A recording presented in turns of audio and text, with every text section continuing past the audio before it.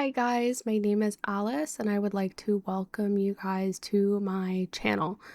I've been wanting to make this channel for a very long time, but didn't really have the guts to do it. So kind of be kind to me, please. I'm new to this. I wanted to use this channel as more of a free-flowing thought rather than a super produced or edited videos and things like that. I just really wanted to talk about things that I've been reading since I've been reading BL for about 16 years now. And I really wanted to use this channel to focus on BL, and OI novels, mangas, and manhwas. So I am rather nervous, and you can probably feel it in my voice as well as my speech. So hopefully this will get better with time, but again, I didn't really want to make it super edited. I kind of just wanted to openly talk about things, do a bit of a very spoiler heavy summary of the things that I read, and then kind of rant a little bit at the end about what I think about these series is. So if this is something that you're interested in, please stick around. If not, I should let you know that I mainly read taboo series as well as Omegaverse. So if you're really not into that or are looking for a little bit more fluffy series, this channel is definitely not going to be for you, since I like to read stuff that should practically be deemed illegal in my opinion. So yeah, hopefully that gives you a very general summary as to the kind of stuff that I read. And I just really want to get into this novel in particular. So this novel is called Moknyeom, and I don't think that there's an English translation super well widely searched. Um, Maybe an English translator will pick this up. I'm really not too sure. However, this author is extremely well known in Korea, and since I read most of my novels in Korean, I will be kind of focusing on the trends that go on in Korea. I don't really know too much about the English market. So I apologize if I don't cover things that may seem really popular. Again, I kind of focus on what's popular in Korea rather than what's popular overseas. So hopefully that kind of gives you a bit of an insight as to where I'm coming from when it comes to these series that I am picking. And again, I would like to very quickly jump into this novel called Moknyeom. So some tags for this novel, just so that you understand what you're kind of getting yourself into if you do want to kind of go read this novel. This novel deals with incest, it deals with SA, it deals with rape, it deals with coercion, kind of every taboo tag you can kind of think of. This novel has it all. And this is a standalone novel. So it is one book and that is it. Again, this author is really, really well known in Korea. I don't really know if any of her other works have been translated into English, but this novel in particular is definitely the darkest out of the ones that she has done. So I've read all of her works and this one kind of sticks out for me. So hopefully that this will interest some people, and hopefully maybe someone will translate it at some point. I will not be talking about the sites that I read on, as the English site that I do read on is kind of secret, I guess is the best way to put it. It's not necessarily available to the public, and I kind of preferred to read on those sites because you kind of just don't have to worry about things that other public sites come with. And as for where I get my Korean novels, I get them from Korean secret sites that kind of take years to get into. So some of you will definitely know what I'm talking about and others will not. So let's just kind of keep that between us for those who do know what I'm referring to. And for those, I hope that you can find kind of English translations for novels that you are interested in. So again, let's just get into this novel. So this novel is called Moknyeom, and it follows the main character whose name is Jang. The titles in this story are a little bit confusing because it involves a family, and it gets really confusing because all of them have the name Jang and then a separate second name, and they all take the same last name of Han. So to avoid the confusion with the names, I am going to refer them as to their relation to the main character, which is Jang Young. And this novel is mainly written from his perspective. So the first half of the novel is very much his perspective. And the structure of this novel is a little bit weird. So you have a set of chapters and then you have an epilogue. And the epilogue is a perspective switch. And then the rest of the novel is kind of written in the third person. So again, this novel is very popular in Korea. This author has a very strong cult-like following in Korea. Like if you were to talk to a Korean person that reads BL and you just mention this author's name, most of them will know who she is. However, I haven't really seen any of her works translated into English. So hopefully that this can kind of just expose some people to things that are kind of going on into Korea. And I also wanted to kind of like let you guys know that I follow Korean trends. I don't really keep up with what is going on into the English market. So I may not be covering things that are super popular in the English market or the overseas market. I, again, read my novels in Korean. So yeah, just to give everybody perspective. So yeah, I'd like to get into just kind of like a very spoiler heavy recap as to the events of this novel. And then I would like to kind of rant a little bit about this novel at the end of it. So again, I'm kind of just going to get into that. So some of the tags of this novel are incest, SA, grape, coercion, pretty much like any kind of taboo topic. Again, I've been reading BL for 16 years, so if you guys were kind of around in the AOL kind of era, this is like a WOMP novel. It very much embodies that tag. This novel is very messy, and that's kind of what we all love about this novel. It is actually extremely well written. It's kind of written like a literature novel. If you do go to look for an English translation, I hope that your translator was able to kind of capture the beauty of the writing despite how incredibly drama-filled and messy this novel is. There is kind of a little bit of a joke when it comes to this novel in Korea that a lot of Koreans say that even trash can sound like literature. And that's just truly based on how this story is written in Korean. It is extremely well written, but the contents are a little bit questionable. So yeah, okay. So again, Junghyun is the main character, and he has a bit of an elaborate family. So he has an older brother, a younger brother, a nephew, and a father. At the time of where this novel starts, his father has passed away, and that kind of becomes a little bit important a little bit later on. So again, he is living with his younger brother as well as his nephew. And unfortunately, his younger brother gets into a car accident and passes away. And so what kicks off the events of this novel is that he is now left with a 12-year-old nephew. And he, growing up, kind of went through a lot of like really traumatic things. His older brother raped him. After his mother passed away, his father kind of spiraled into this really deep depression and caused him to have a lot of casual interactions with men and women. And growing up, his father just really didn't hide these kinds of relations with people. And this led to him kind of being the scapegoat, really. So his older brother used to peep on their dad when he was having kind of relations with various people. And again, with his dad being so depressed, his dad didn't really hide it from the kids. So they all kind of knew what he was doing. But his older brother in particular kind of took a bit of a fixation on their dad. And eventually, as the brother gets older, he starts to develop these kind of intimate and a little bit more of romantic feelings for their father. And this leads the older brother to taking out his sexual frustrations on Junghyun. So the older brother started raping Junghyun when he was 13. And this kind of leads to Junghyun trying to kind of hide this sexual relationship from his younger brother. He really tried to keep up the appearance of being the good older brother to his younger brother. So he would kind of take the assaults and not really do much about it. And so this kind of led to this secret kind of rendezvous between the older brother and Jung Young.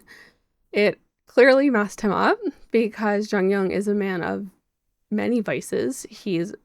Is addicted to drugs, alcohol. He has tons of casual relations with men, and this kind of seeps into his life. He can't really function in society. He doesn't cook. He doesn't really do the things that like a normal person does. So this kind of leads him to become a freelance writer, and that's kind of his profession. He takes commissions from various projects and he works from home, really.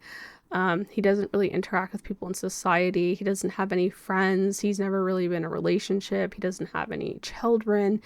And this leads to him to kind of being like this really aggressive, hot-tempered recluse, I guess is the best way to put it.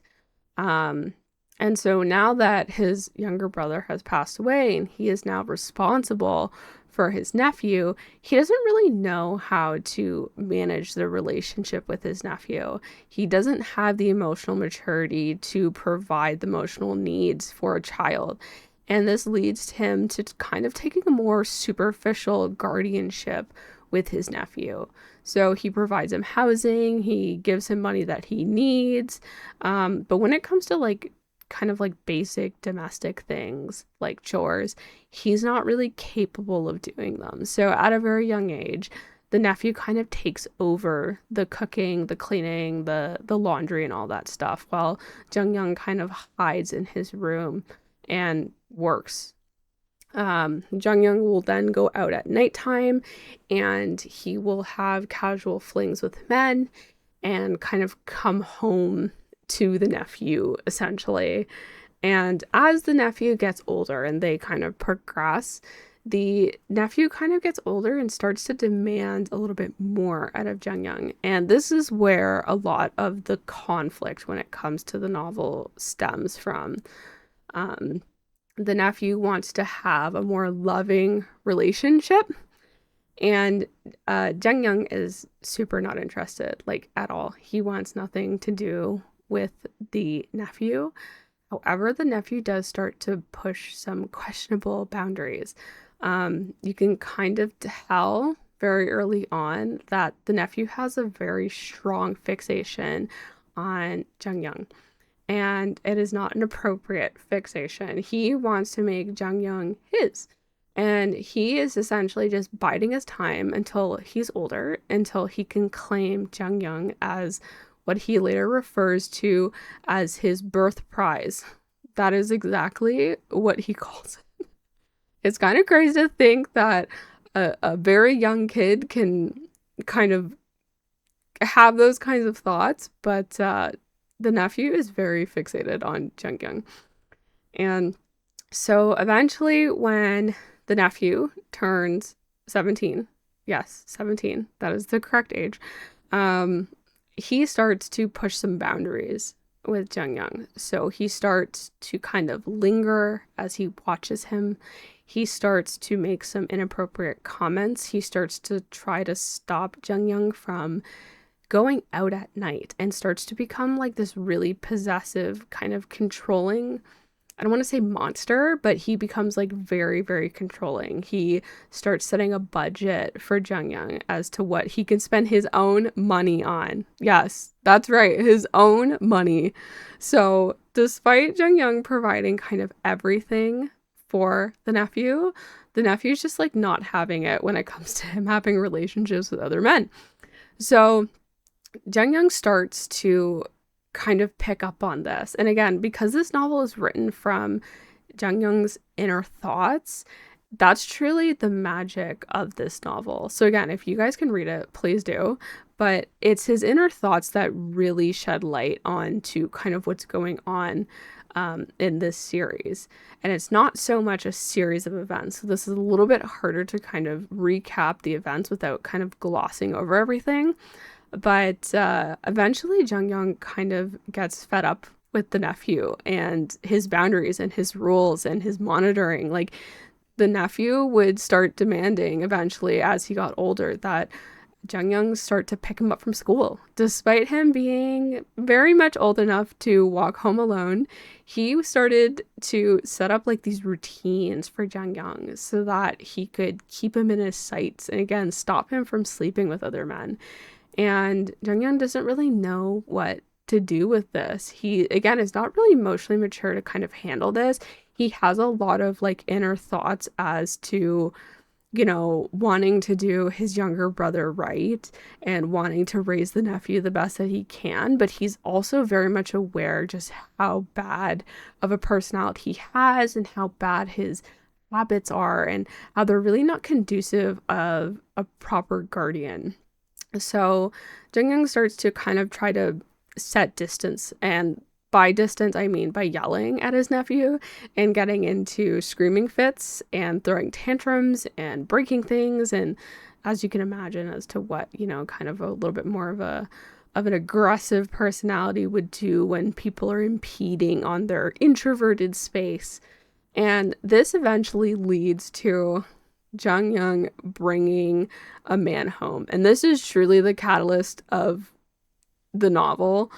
Again, the first half of the novel is just really him talking about how he thinks his nephew is being inappropriate and him trying to rationalize out of it saying, no, we're family, like this is fine. And we get this flashback in this novel about how upset he is with his older brother for kind of turning him into this monster because his older brother would kind of rape him all the time. And how that kind of messed him up and how he wishes he could just be a normal person and how he didn't kind of suffer from this trauma. And that's like truly the theme of this novel, is just unprocessed trauma. This whole family is just full of people who could really use some therapy. You have the father who is dealing with his wife passing away and not properly grieving it and instead having tons of casual sex. And then, the oldest brother really not having a proper parental figure, and that leads him to lusting after the father, but he knows that he can't have the father because it's his father. And so then he takes it out on his younger brother, Jungyoung. And now, the older brother is just constantly raping Jungyoung whenever he gets sexually frustrated because he can't sleep with his dad. And Jungyoung then trying to kind of hold this perfect image of trying to shield his younger brother from all of this in this really messed up family dynamic. And then that led to Jungyoung then kind of sleeping around in high school. And then him and his younger brother get into a fight eventually because Jungyoung ends up sleeping with the same woman that his brother slept with, or quote unquote slept with. We'll get there. But, and then that then leads to the woman kind of coming to their doorstep one day with this child, which is his nephew. And Jungyoung kind of feels responsible. He says that, he was a bad brother. And so this whole novel, he's kind of hung up on the death of his younger brother. And that is what fuels the nephew to become this kind of like controlling, possessive monster. He wants Jungyoung to pay attention to him, but Jungyoung is too focused on the death of his younger brother to really become that guardianship that this nephew kind of needs to grow up in a bit more of a healthy environment.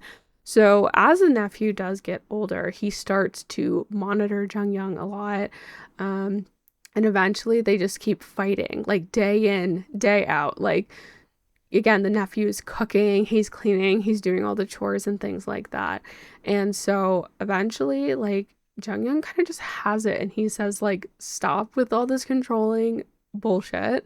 I need you to kind of like leave me alone, give me my space. And the nephew just doesn't listen. So one day, Jungyoung decides to bring a man home, and he tries to replicate the scene of the older brother watching the father with this, and he calls it tough love. That is the exact quote that he uses, which is crazy to me. But he takes this man into his room and kind of leaves the door open and just starts having really loud sex with this man to kind of teach the nephew that, hey, you don't get to control what I do. This is what I do, and there's nothing that you can kind of do about it.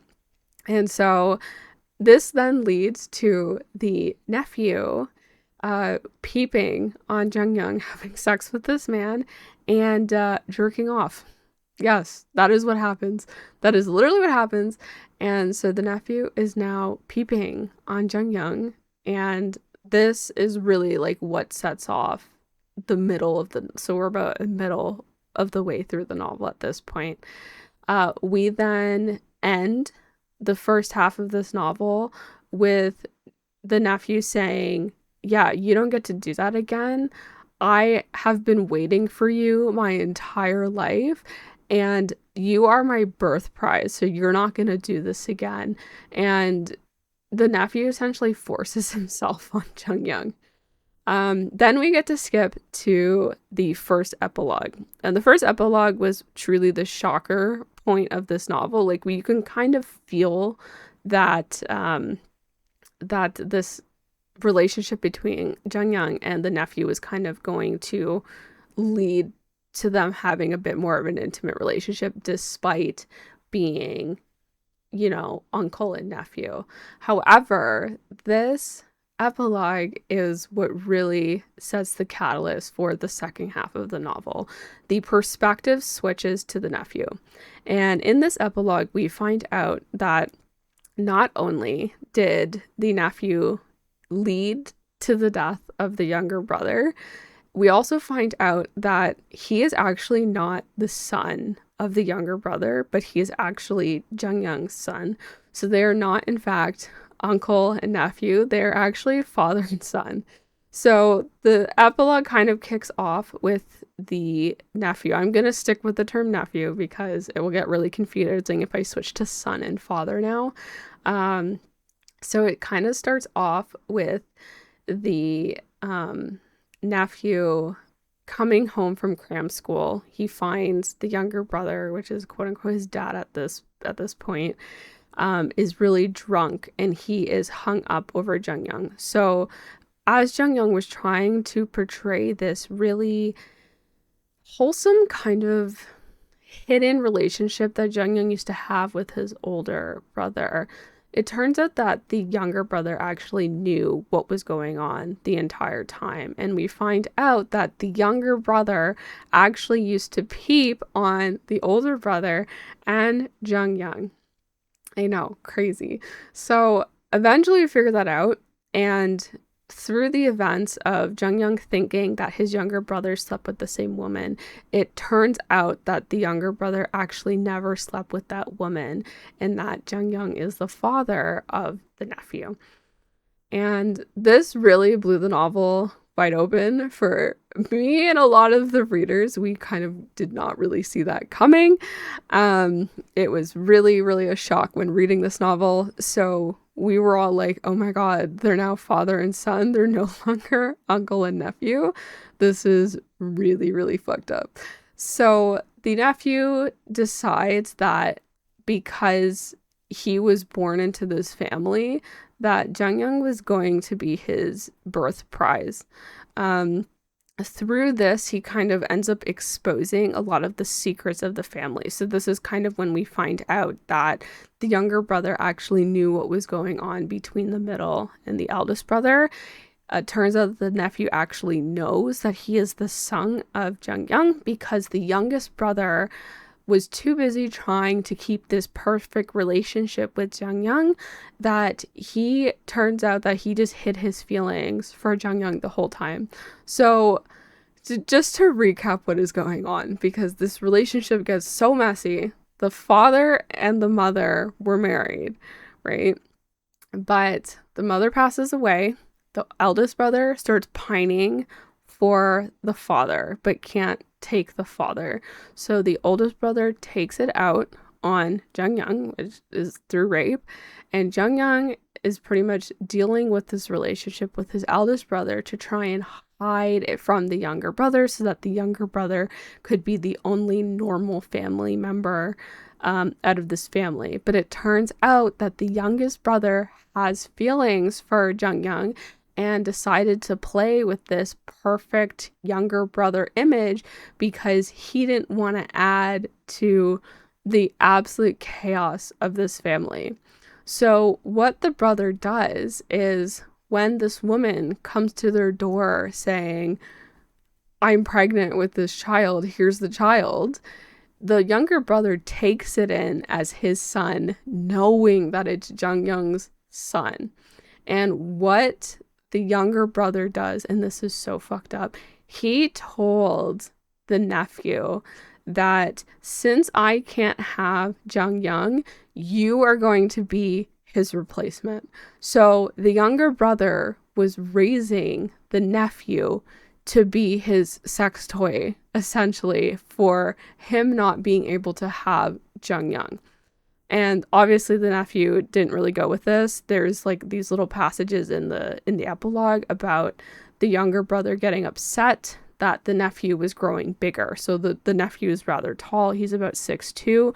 Jungyoung is about, they don't really say, but he's around like, it seems like 5'8". Like there is a good height difference between Jungyoung and the nephew.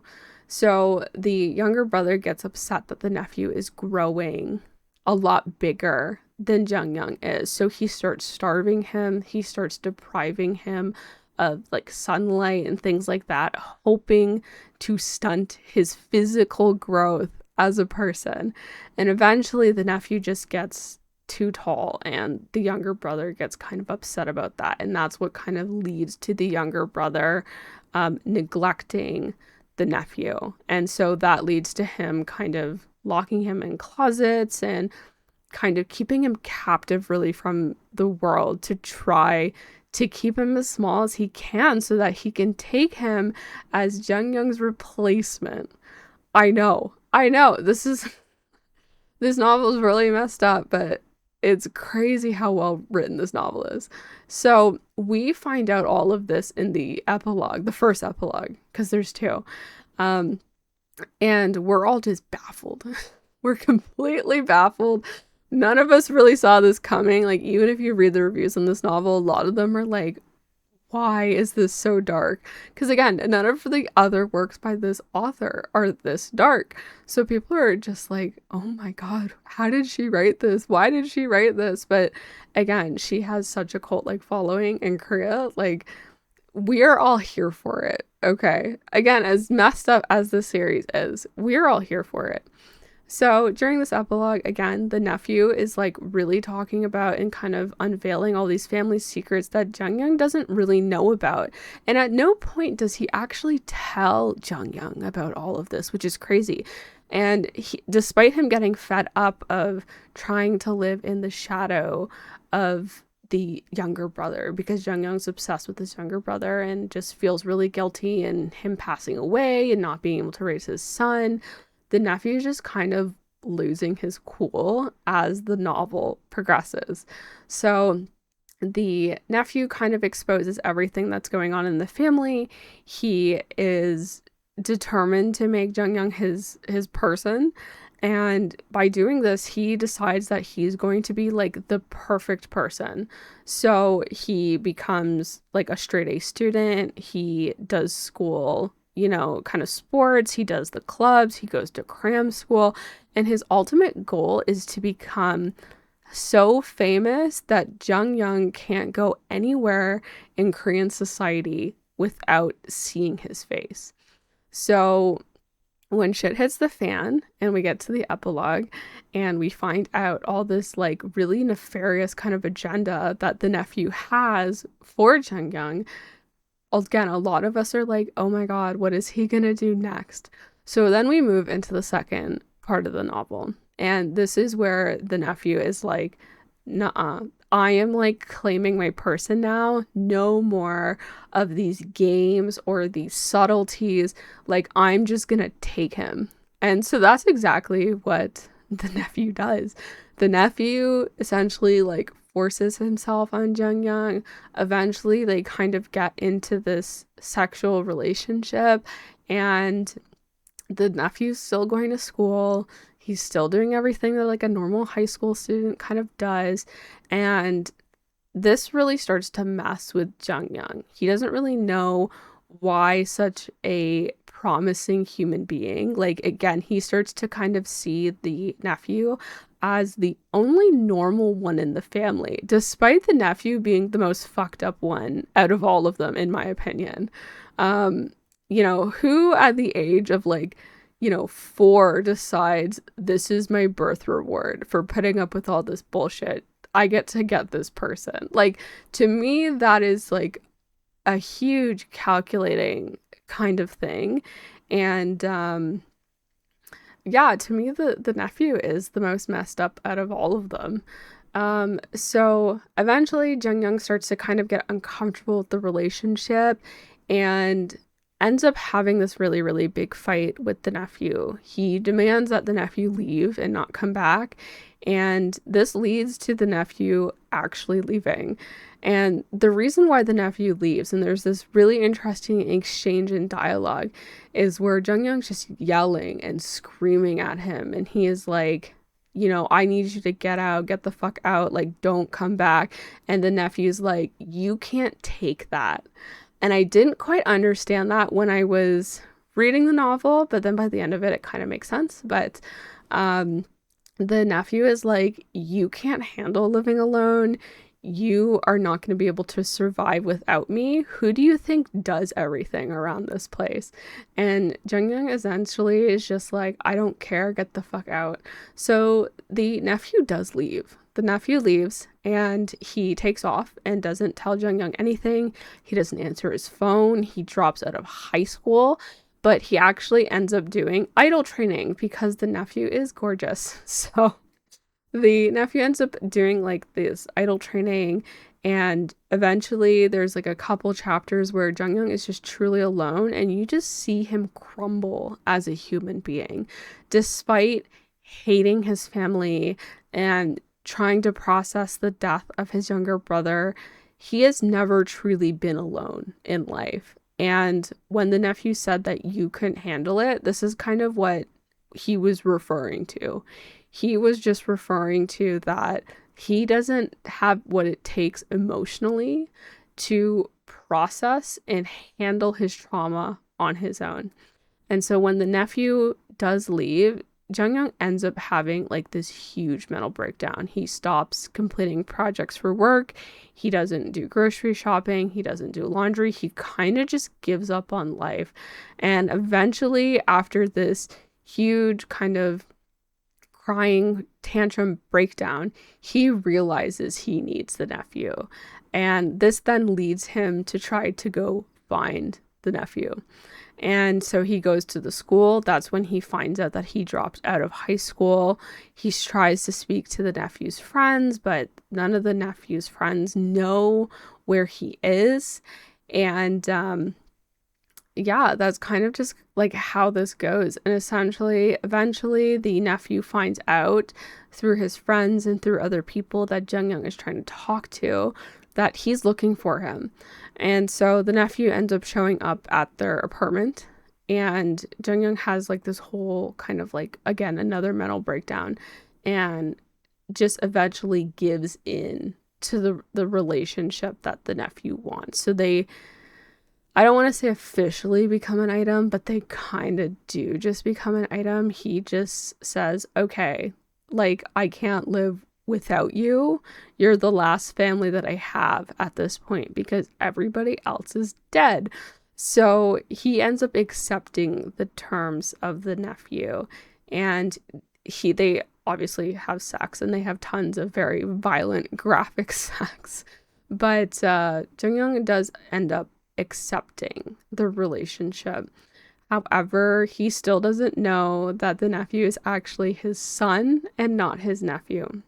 And this doesn't really get revealed until like the very end of the novel, in which like it's like literally the very last chapter, like in the epilogue, where the nephew calls him father and refers to himself as son. And the novel just kind of cuts out before we really find out whether Jung Young actually knew that they were related in a father-son kind of way. I found that this novel to be like rather interesting because the dynamics were really complicated and the writing style was like 10 out of 10, even like 100 out of 10. I've never read a BL novel this well written before. And I couldn't believe that such a trash plot could be written so elegantly. And yeah, so like the very, very end of the novel, like the very last side story is essentially this letter that the eldest brother writes to the father, essentially confessing his feelings, talking about how he had been in love with him the entire time, and that because he failed as a father to take care of him, that Jung Young is going to be his replacement. And there is no apology to Jung Young. Like, again, during the novel, the eldest brother does pass away from cancer, the exact same kind of cancer that the father passed away from. And there is no apology whatsoever. And it just ends. Yeah, that's pretty much the recap of the novel. How I did that in 30 minutes, I don't know. Um, but yeah, just to kind of share a little bit more of my open thoughts about this novel. I thought this novel was, again, really well written. It has very high reviews on Ritty Books. I will link the novel down in the description for those who do want to read it. Um, I don't know. I really liked this novel. I thought the twists and turns were kind of great. I think what I loved about this novel so much is just that how simple of a setting it was. Again, it was really taking place in like two locations. It was really their apartment and the school, and yet they were able to tell a rather elaborate story. I thought the relationship between Jung Young and the nephew was kind of, I don't really know what words I can use to describe it. It was predictable, but also unpredictable because it really turned out that the nephew was the secret keeper of the family. When you're reading this novel, you kind of like really hate the older brother, right? Like you hate him for raping Jung Young, and you kind of feel sympathy for the youngest brother until you hit the first epilogue and you see that perspective switch from the nephew. Like, I feel like this novel really kind of messed with my feelings, and those are, to me, are the best kind of novels. It reminds me of like the last novel that I read besides this one that really messed with my emotions was Kiss My Girls by Zig, which I will do a separate video on, of course. But like, I hadn't really been that emotionally messed up from a novel since reading that. So I was kind of shocked. Again, the plot was just so simple. The characters were really well developed. The world building didn't really need to happen because it really only took place, like I said, in two kind of settings. You had the apartment, you had the school. Like the nephew's friends were not really that important to the story. It was truly just Jung Young and the nephew that were the focus of this story, and that was enough. Like everybody else having passed away really kind of aided in selling this story. You didn't have a lot of outside influence or outside interference. It was just them two, and that's what this story truly focuses on, is them two and how they end up getting into this father-son incestuous relationship by the end of it. Again, the older brother is truly like the villain of the story, in my opinion.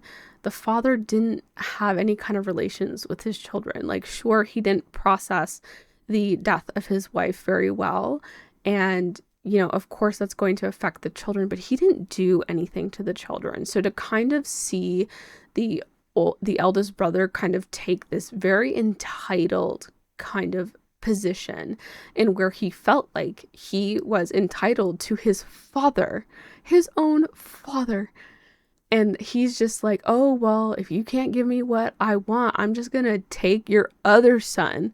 And he really emphasizes that in the side story letter, that you know, the eldest brother, from the eldest brother's position, it's, you failed to meet my sexual needs, so I took your second son as a result.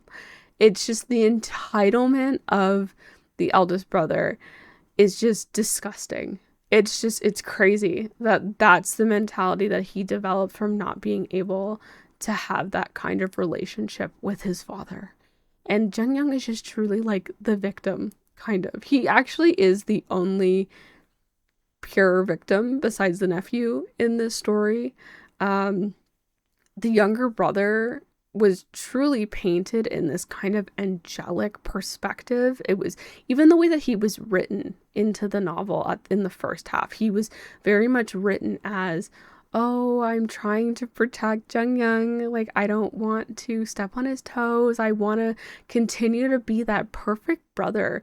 But truly, he was also a monster. Like, he was disgusting. Like, to take Jung Young's son and then claim it as his own, and then try to deprive the nephew of the food, the shelter, the exercise, like the normal things that kids do, to try to make him physically small like Jung Young is crazy. Like, I just remember reading reviews on this novel and everyone was like, we did not see that coming. And I'm like, there is zero indication in this novel for that. Like, at all, at all. None of us saw this coming. It was disgusting. It was horrifying. I just felt like I was like kind of slapped in the face, because the entire time you're feeling bad for Jung Young and you're feeling bad for the younger brother because he died in his 30s. Like, his life was cut short. You know, he didn't get to raise his son, and it just turns out that he was just this abusive monster behind closed doors the entire time. I don't know. I didn't really see that coming. And like, to find out that the nephew is like the mastermind behind all of this is crazy. Like, the way that he calculated, you know, the younger brother's death. Like, he knew he was drunk. He knew he was crossing the street. He specifically led him to a road that had an active drunk driving truckers that would cross this pathway in Korea, and he specifically walked slower so that the younger brother would get hit by the truck, so that he was now out of the way so that he could take Jung Young for himself. It is so fucked up. It is so messed up. And I think just like the shock that I had when I was reading this novel, that is why this novel lived rent-free in my brain. Like, I read it after tons of my Korean friends were just telling me, hey, you have to read this, you have to read this, like, they were bugging me for weeks to read this. And I finally broke down, I read it, and I was like, oh my god, I understand what all of you guys are saying now. I get it. And just after like 2 weeks or like a month after that, I was still thinking about this novel. And it truly did come down to the writing style. The writing style is probably the best writing style I've come across when it comes to a BL novel. It was truly written like an award-winning book, which is crazy to think about because the plot is messy. This plot is so messy, like, you just wouldn't expect this kind of writing style from a trashy novel like this. So yeah, those are my thoughts. Let me know if you guys do want to read this novel. Again, I will link the novel like in the description so that you guys can kind of support the author and read the Korean novel. And if you have read this novel, please let me know what you think in the comments. And yeah, so that's it for my first video. Sorry if it was super messy. Hopefully I'll get better at this with time. But yeah, I hope you guys kind of stick around. Bye.